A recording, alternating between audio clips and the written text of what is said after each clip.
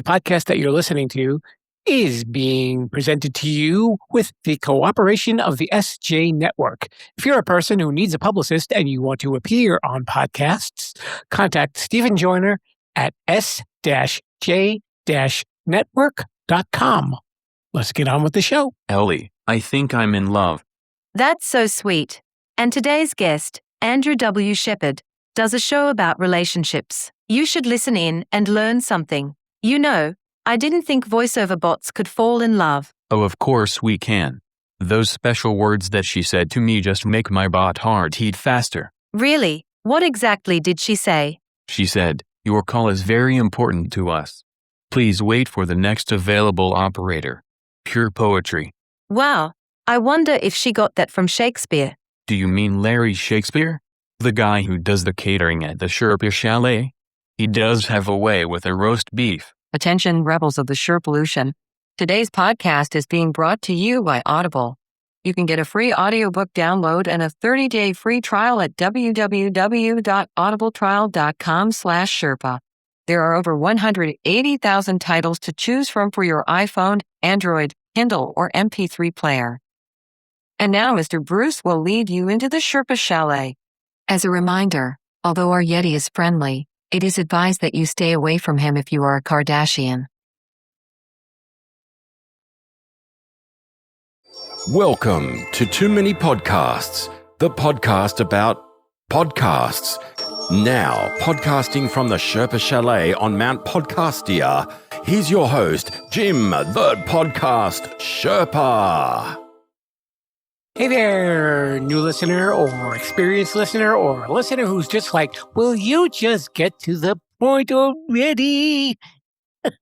Hello, you're listening to Too Many Podcasts, the podcast about podcasts, and so much more. This is one of the so much mores. I'm Jim, the podcast Sherpa. Yeah, I had to check for a second. I wasn't sure, but don't worry. The tag inside my shirt says that I am, so I'm in the right place this week. How you doing there, rebels of the Sherpalution? I hope you are doing well and that you have healthy relationships going on, because we have a guest that's here to talk about relationships. Who's our guest today, Sherpa? His name is Andy Shepherd, and he's got a really fascinating story of how he went from Great Britain to Brazil to Los Angeles, where he currently resides, and he is a relationship coach, and we're going to hear about the story of how he arrived at that point, and there's a lot of cool things that he had to say. I really enjoyed his viewpoints of relationships. Not always the stuff that you tend to hear on relationship podcasts, but I enjoyed what Andy had to say, and I think that you will as well. Let's have a listen to my conversation with Andy Shepherd. Hello there, rebels. We are here in the couples counseling room of the Sherpa Chalet, and I've got the perfect guest for the couples counseling room because he is a relationship coach and he has agreed to join us. And his name is Andy Shepherd. He has a video channel on YouTube and he's also on Facebook Live.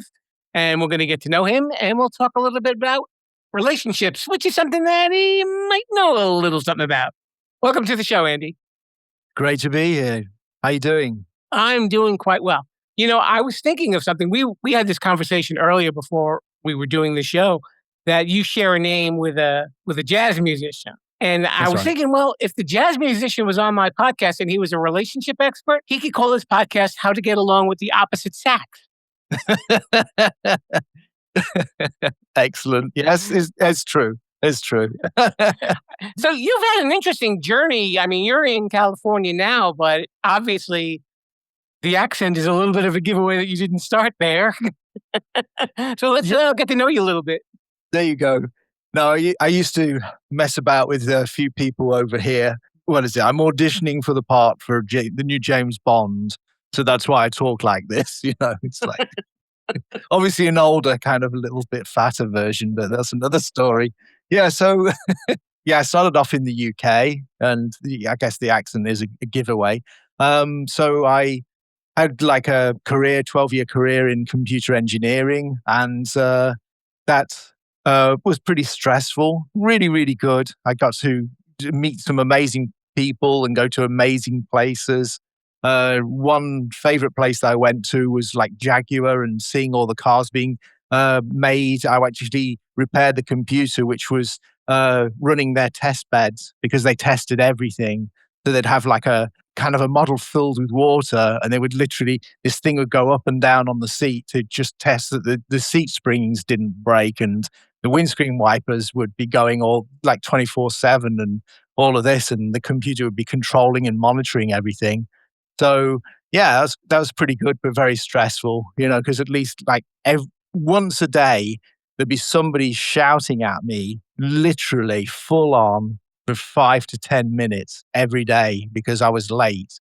And it wasn't my fault. As soon as I got the call, I would go like the clappers and get there and go as fast as I could, obviously within the speed limit.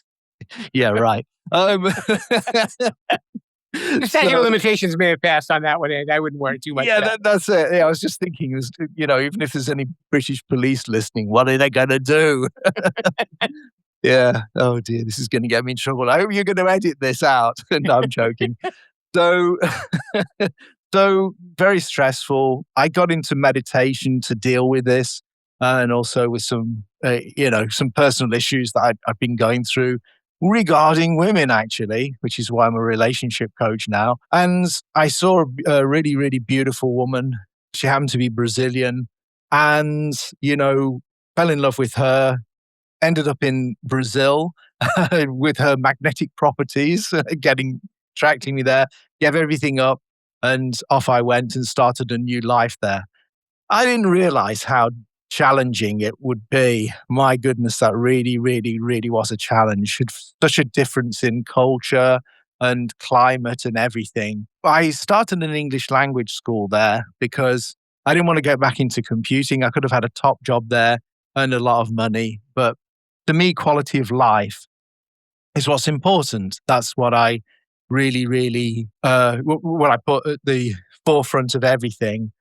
So the relationship after 2 years wasn't going in the right direction. It was falling to pieces. I fell in love with her, but unfortunately, I'd fallen in love with an absolute head case. This woman had got real, real issues, which was a shame. Amazing woman, but she was very, very insecure. And she had massive, massive jealousy issues. And when I started learning the culture of Brazil, I understood what was going on. And, if there's any Brazilians there, I don't mean to offend you or anything, but, then there is a kind of a different culture with some of the guys out there. And, there are good guys, there are good girls, of course. But in general, it was a real challenge for me because I really, really loved her. And I would never, I thought, well, I gave up everything to be with her. I left my country behind. I left my parents behind. I left my house. I had rented that out. I left my Mercedes, all of it, my career, a really great career. So it's like, why would I do that and then be unfaithful? That would be insanity. But anyway, there you go. So after 2 years, it all fell to pieces, but I fell in love with the country. So I ended up staying.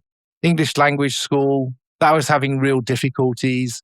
And I got into, finding that when I work with my mind, this made a big difference because I was at one point where I was about to lose everything.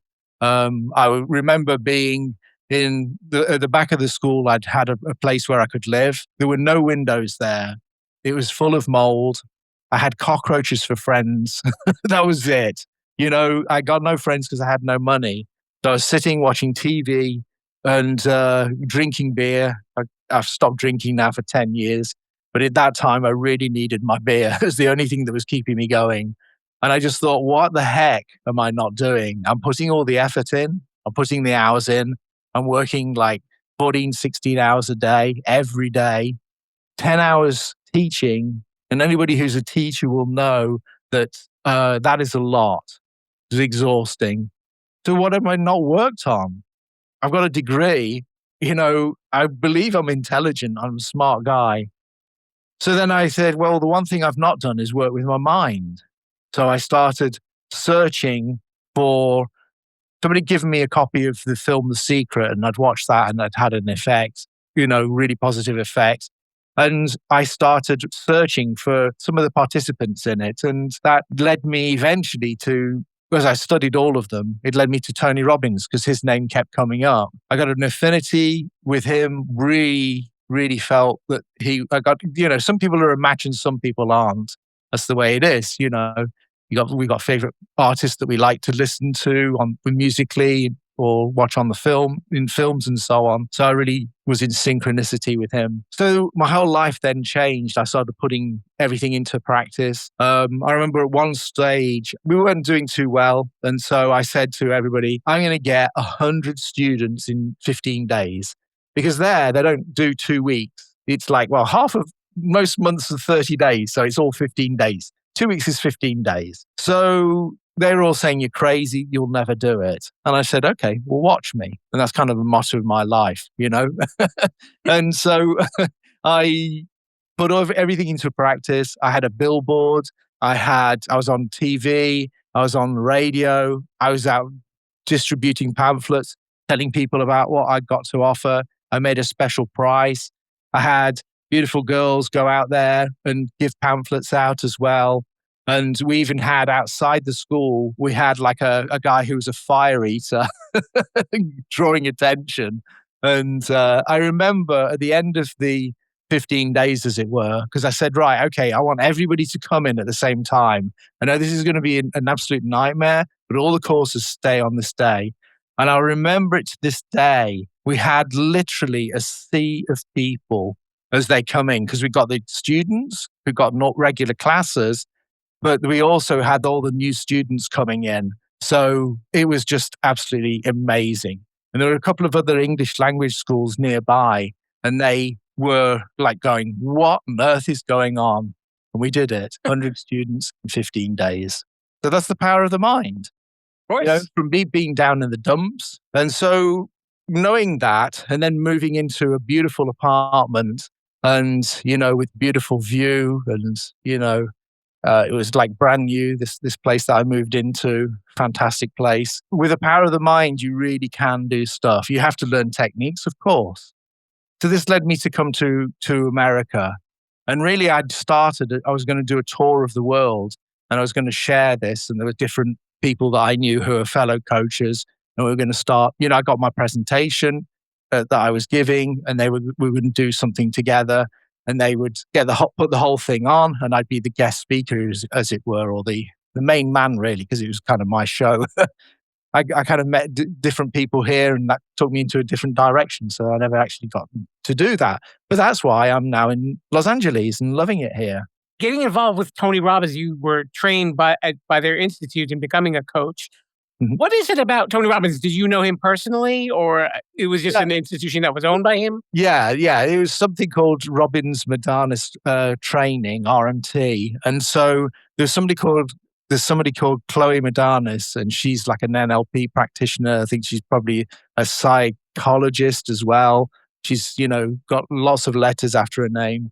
And she started analyzing what Tony did and then explained it to other people. Because between you and me, I think that Tony, yes, he's learned NLP and he knows a lot of stuff, but I think a good coach works very much on their intuition. They do have intuitive abilities and you just get a feeling of what you should do.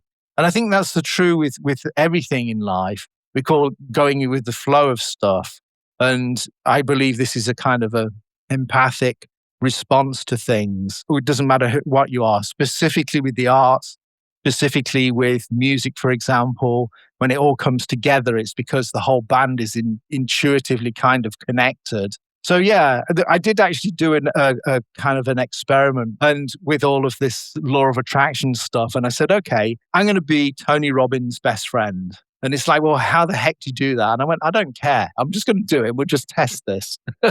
So to a degree, I did become his best friend. I was on QVC 3 times. There's a product that he had called Get the Edge. He transformed it into the ultimate edge. So I was on QVC 3 times because he liked me. So he kept inviting me back. The first ever Google Hangout that he did, I was one of the panelists of 5 other people. And I met him as well a couple of times on stage at his events. So one of them, there was nobody there. Just the auditorium was empty. but I was on stage with him. And the next time it was like I was crewing. So the crew get to go on right at the end so that everybody can thank him. But hey, I was on stage with Tony Robbins 2 times, you know? Obviously, every coach has their own style when they've got to communicate with people. Was there anything from Tony Robbins that you felt that, well, maybe I should kind of integrate it in my own sort of style when I'm talking to people? I'm going to kind of answer this in a different way. So excuse me, Sure, for no that. problem. When I first started, one of his big things is he says success leaves clues. So I was a Tony wannabe. And there's a lot of people who start that like that and they want to imitate him and be like him. Mhm. But we're all individuals and we just need, I recommend that we just be ourselves. We have this uniqueness about us, and that's the most important thing. And so I really don't want to be Tony.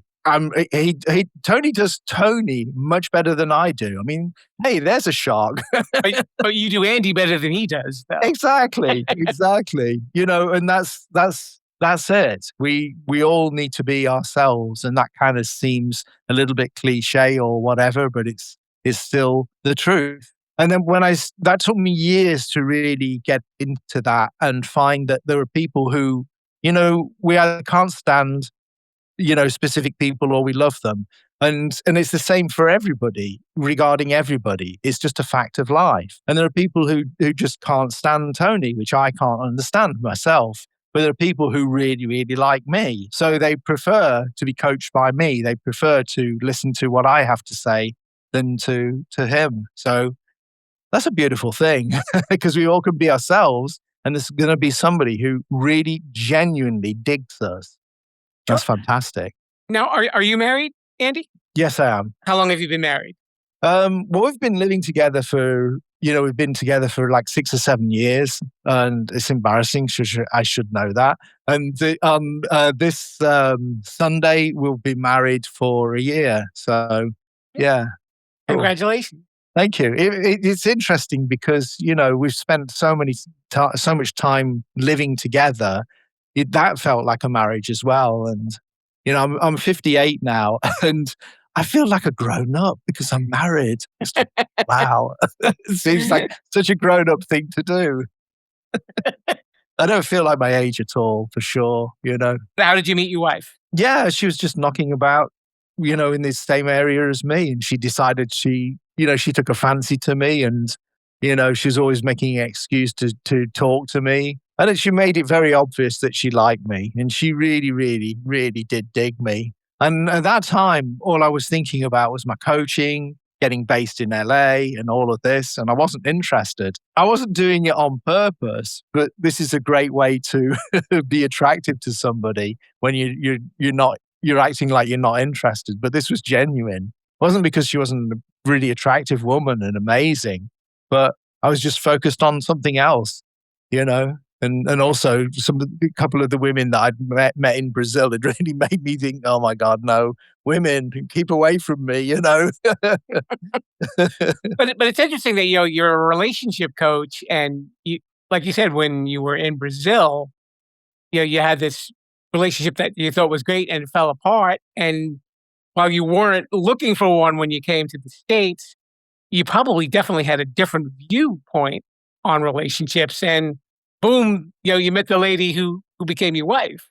Yeah, and this is exactly why I'm a relationship coach, because I'm not the kind of relationship coach where somebody comes up and they say, oh, there's this girl called Patricia and I'm so in love with her, and or there's Mike and I can't stop thinking about him and all this, and how can you get me to date him or her? I'm not about that at all. Really it's about, until we've got rid of our baggage about I see as different.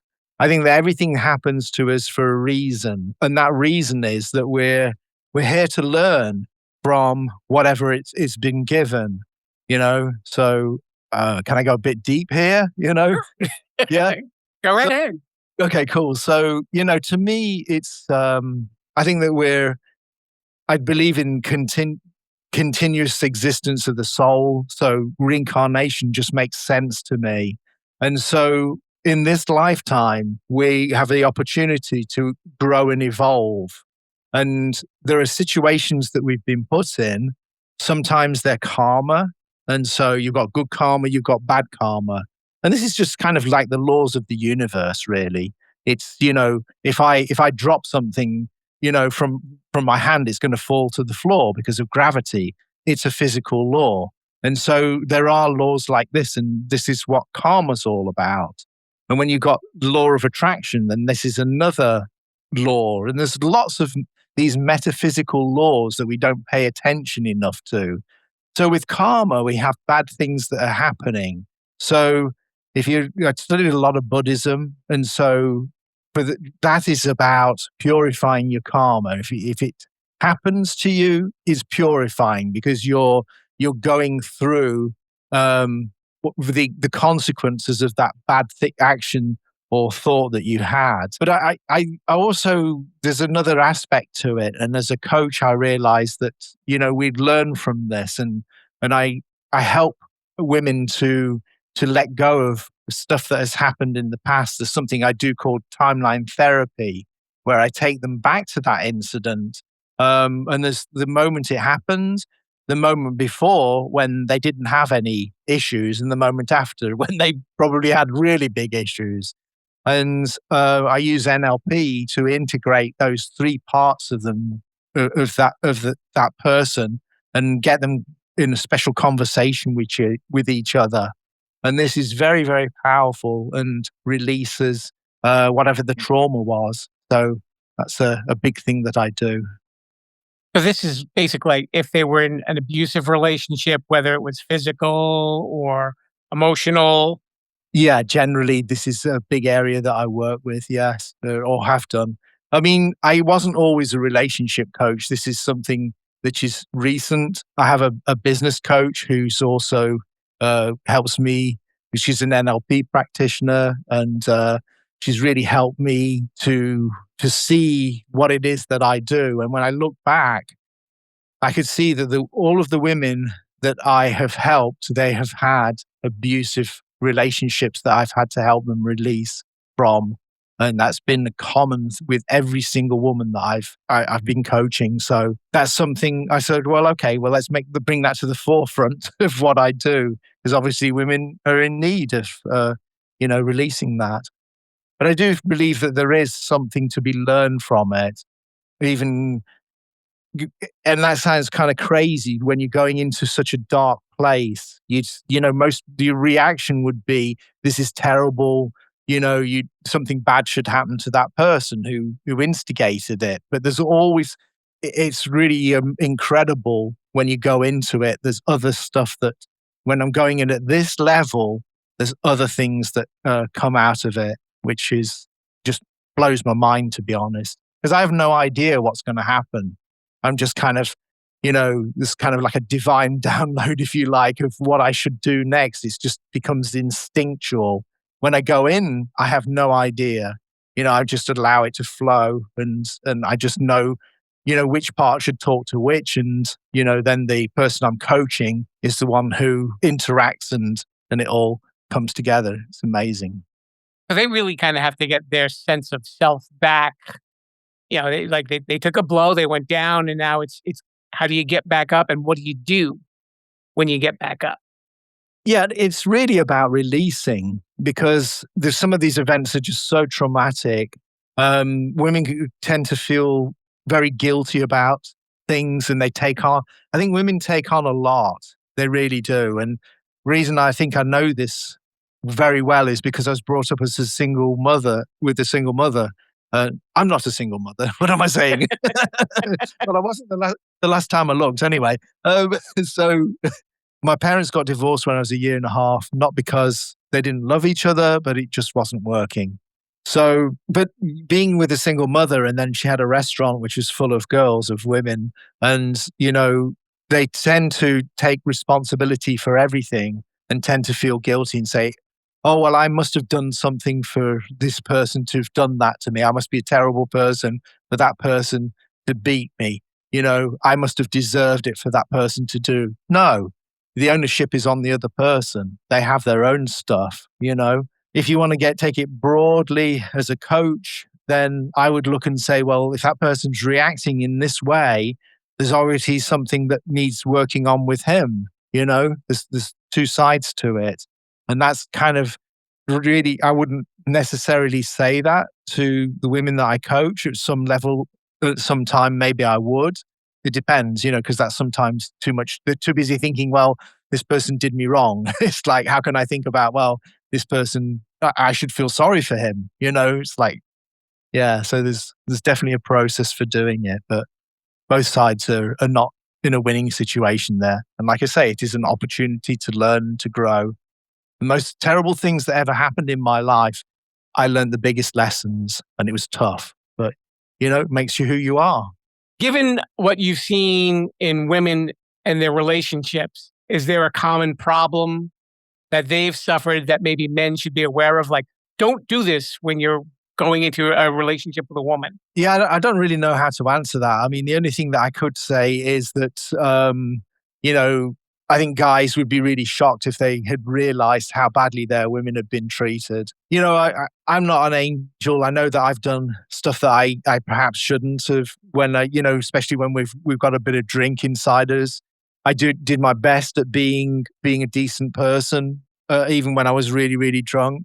But who knows? Who knows? And I always try to come from a good place. But it's a really difficult thing, especially when you're talking about intimacy, and when you wanted to get frisky with somebody, then do we push ourselves onto the woman too much when does no mean no, for example?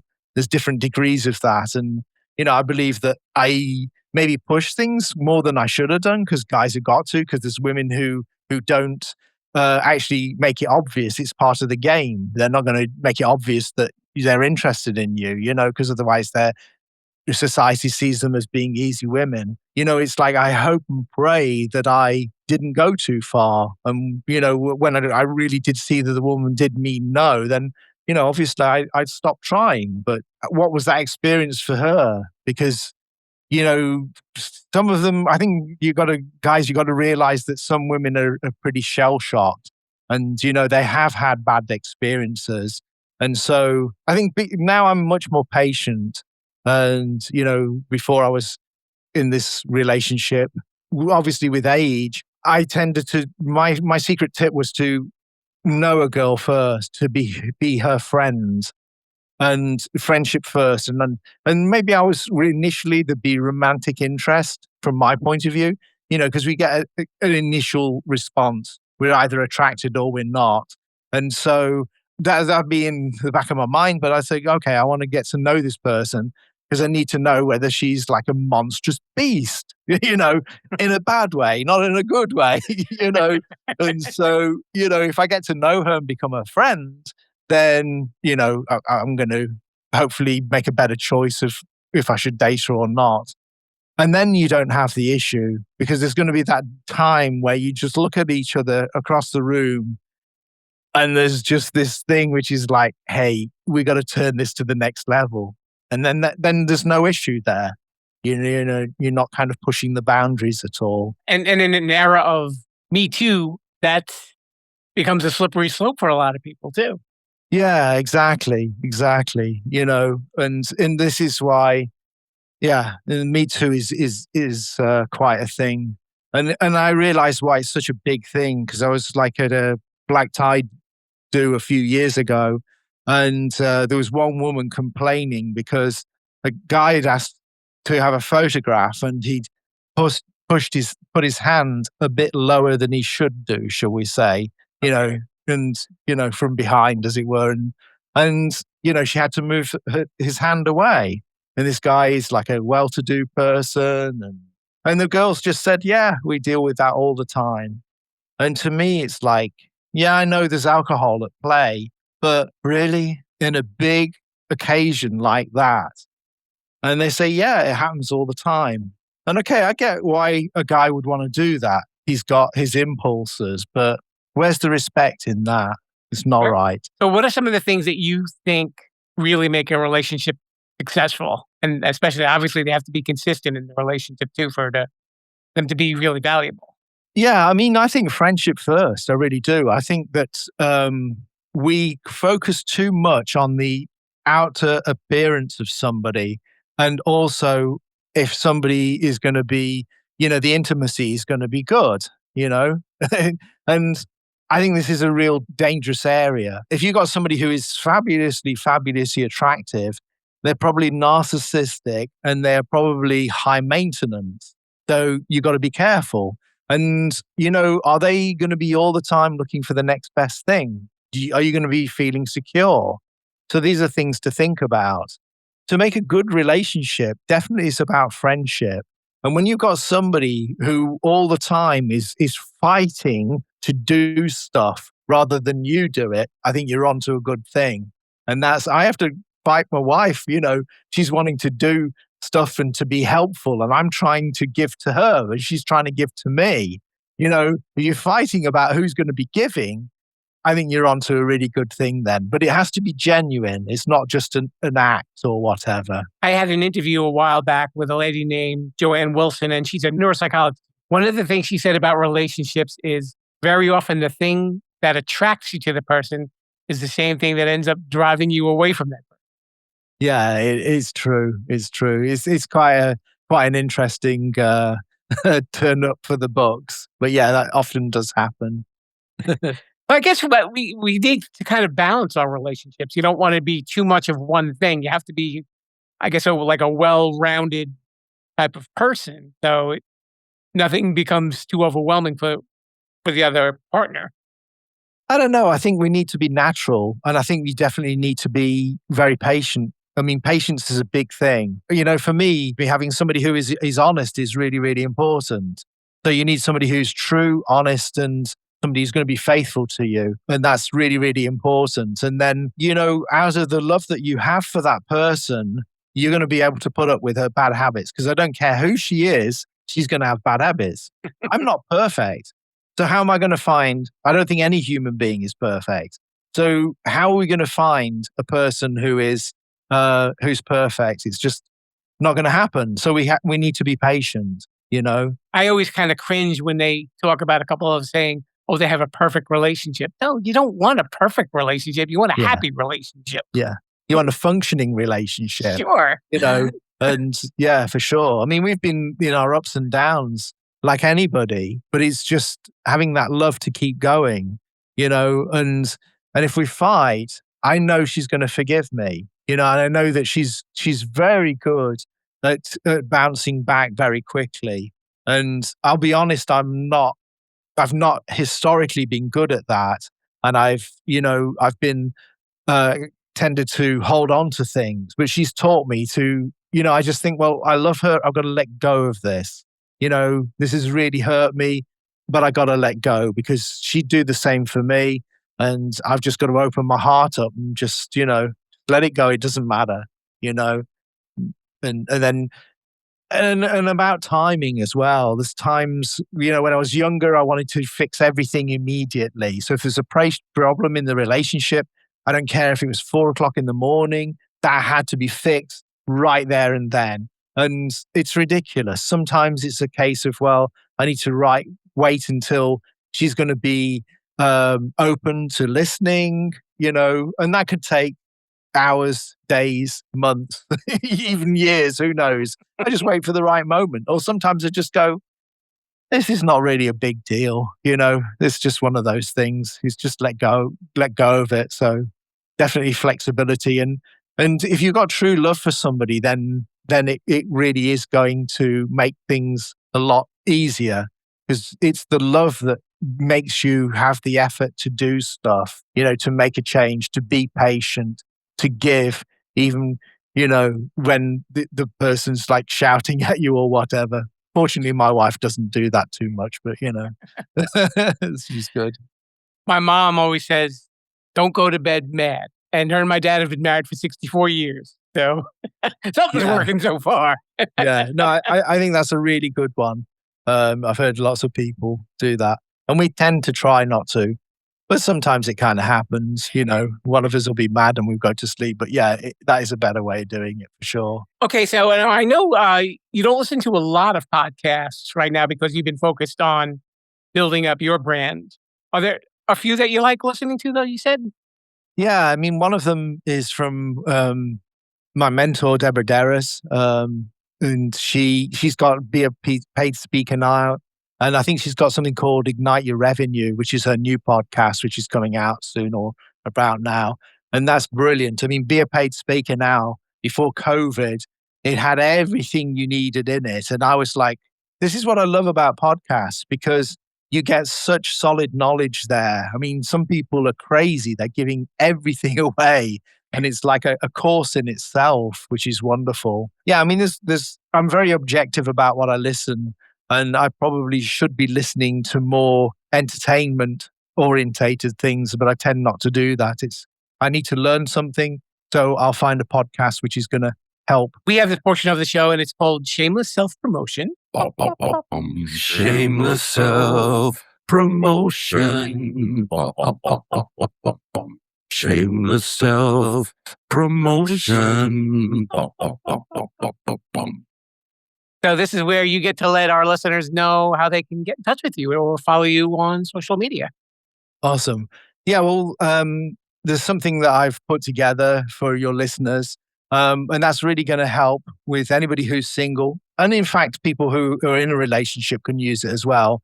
If you go to andythecoach.com, then you can basically get a video and it'll help you to find the right relationship for you. So finding the ideal mate.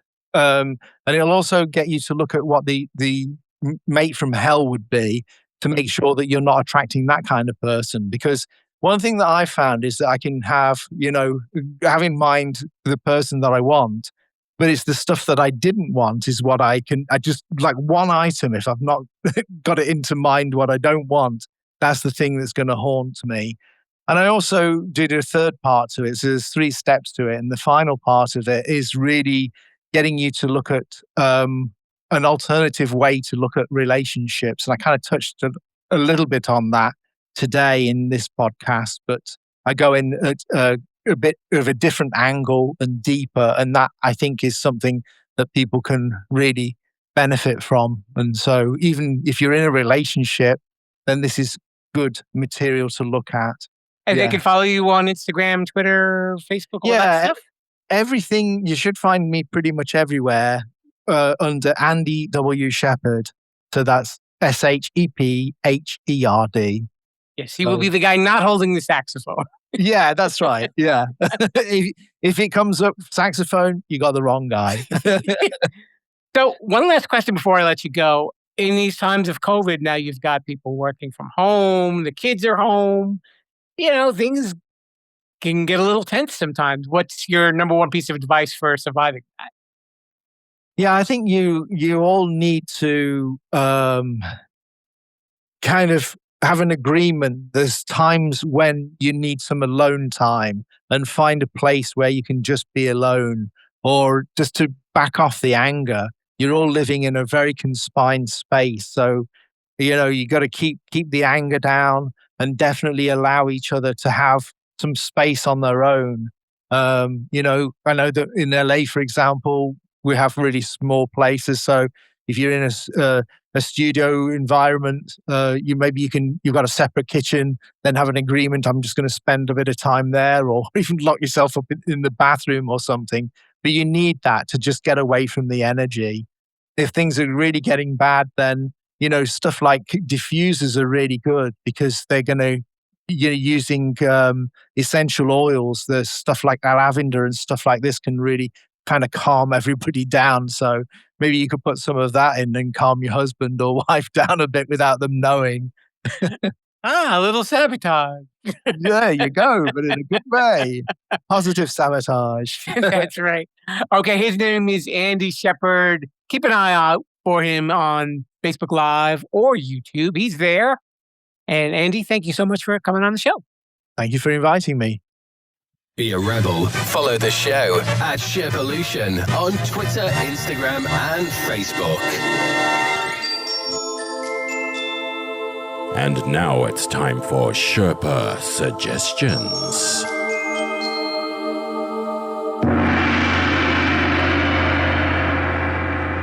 So you know there are plenty of podcasts to listen to about relationships because we've even had some guests on here who do such podcasts. We've had Keely Ryder, who does Dating Talk with Keely, and of course, Joanne Wilson, who hosts Is This Love? And here are a few other podcasts that you can check out. There is Relationship Advice, Dear Sugars, Savage Lovecast, that's with Dan Savage, Modern Love, One Extraordinary Marriage Show, and Relationship Alive, with the exclamation point. I like that. Do we know any other podcasts that end in exclamation points? Well, they're all good. We know that. This is the one with the exclamation point. Shh.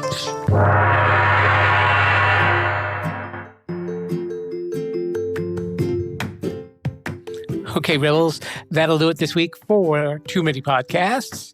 You've been listening to me, Jim the Podcast Sherpa, and a very special guest, Mr. Andy Shepherd. Thank you, Andy, for coming on down. Be sure to check him on Facebook Live and on his YouTube channel. You like what you're hearing? Tell you what, check this show out on my website, Sherpalution.com, where you can hear all of the other episodes. And you can see the link to the Sherpa shop where you can buy podcast merch. Woo! Who doesn't like podcast merch? I like it. And also, you can hear about some of the other things that have been going on in the land of Mount Podcastia. Would you like to help monetize the show? Well, you can do one of two things. There is a link to a site called Ko-fi, KOFI.com on the website. And if you'd like to make a donation, and if you'd like to make a donation without even having to reach in your pocket, look at your wallet, or even remember a credit card number, here's what you can do. Go to Verbal, VURBL.com, and subscribe to the show. Poof, that's it. It's right on your computer. And every time a new episode comes out, you will know it'll be right there waiting for you to listen. Pretty easy. So when I get a lot of subscribers on Verbal, guess what happens? They're going to give me money. They're going to probably give me money to shut up, but they're going to give me money nonetheless. So if you'd like to contribute that way, I would greatly appreciate it. If not, you can always listen on your favorite podcast app or even right at the website, Sherpalution.com. That is it for this week. Hope to see you next time. And Mr. Bruce, you know what? I feel so inspired by my conversation with Andy. I think I will treat you and all of the Sherpaloo studio players to ice cream today. But we'll head on out for ice cream after we can figure out who exactly turned my lawyer, Dirty Louie, into a cat. And not on that Zoom thing. I mean, they turned him into an actual cat.